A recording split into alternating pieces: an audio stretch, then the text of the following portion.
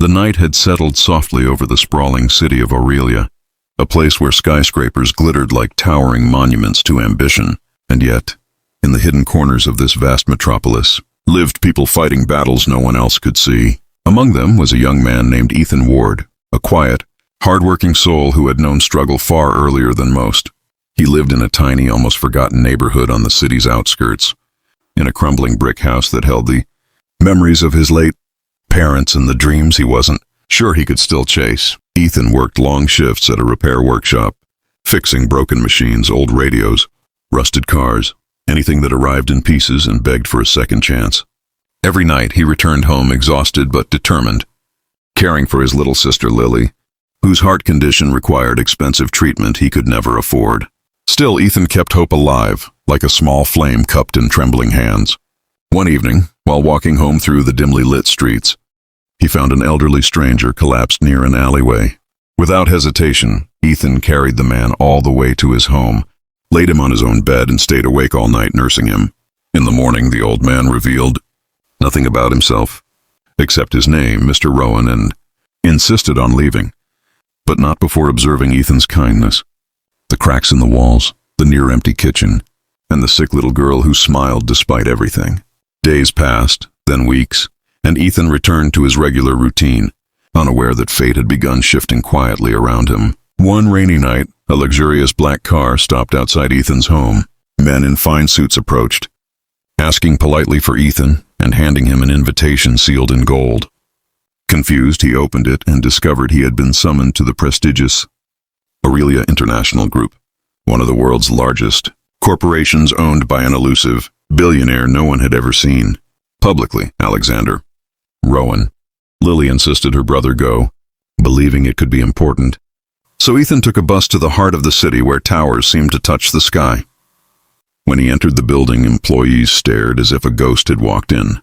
A private elevator carried him to the topmost floor, where a grand office overlooked the glowing city. There, in a wheelchair, sat the same old man Ethan had saved weeks ago, except now he was dressed sharply, surrounded by advisors, and radiating authority. Mr. Rowan revealed the truth. He was not just wealthy, but the sole owner of the corporation, one of the richest and most powerful men in the country. He explained that parading as a simple, homeless man was something he occasionally did to understand humanity without the mask of money. He had been searching for someone genuine, someone kind-hearted, not blinded by wealth or status. Ethan's selflessness had moved him deeply. In that moment, Ethan realized he had unknowingly helped one of the world's most influential individuals. Yet he felt neither pride nor fear, only confusion. Rowan then offered him an unbelievable opportunity, a full scholarship for any education. He wanted complete medical care for Lily, and mentorship to one day become a leader in Rowan's empire. Ethan refused the money at first, insisting he didn't help him for a reward. That honesty only strengthened Rowan's resolve to help him. Ethan began learning under Rowan's direct guidance. He studied business, engineering, leadership, and ethics.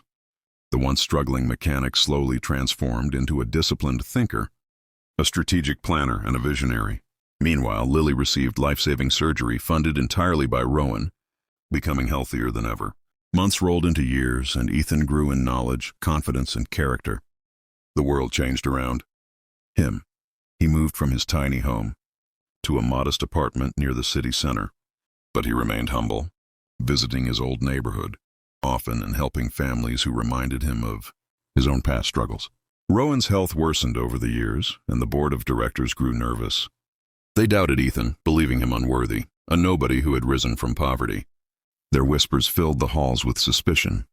When Rowan passed away quietly in his sleep, the entire corporation plunged into uncertainty.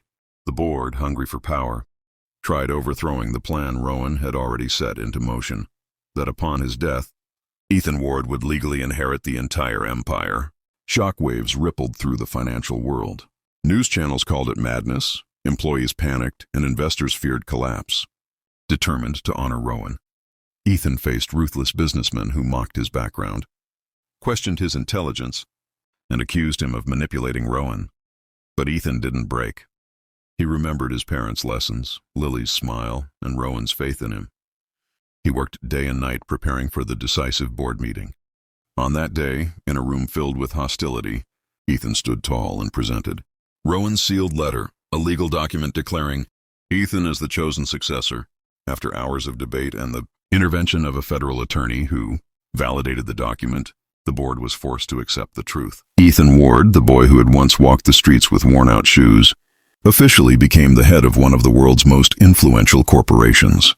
But instead of celebrating, he spent his first day visiting every department, shaking hands with janitors, security guards, and workers. He promoted people based on merit, not pedigree, and launched programs to help low-income families access education and healthcare. Under his leadership, the company expanded globally, becoming more humane, ethical, and innovative than ever. Years later, standing in his penthouse overlooking the glittering city, Ethan realized he finally understood what Rowan had seen in him: the power of kindness in a world obsessed with wealth. At the same time, Lily, now a young woman studying medicine, hugged her brother and told him he had become the very hope he once searched for. And so, Ethan swore to carry forward Rowan's legacy, not by building an empire of money, but by building an empire of humanity. The city of Aurelia would never forget the story of the poor young man who saved a stranger and unknowingly changed the fate of millions, proving once again that one act of kindness can reshape the entire world, even when no one is watching.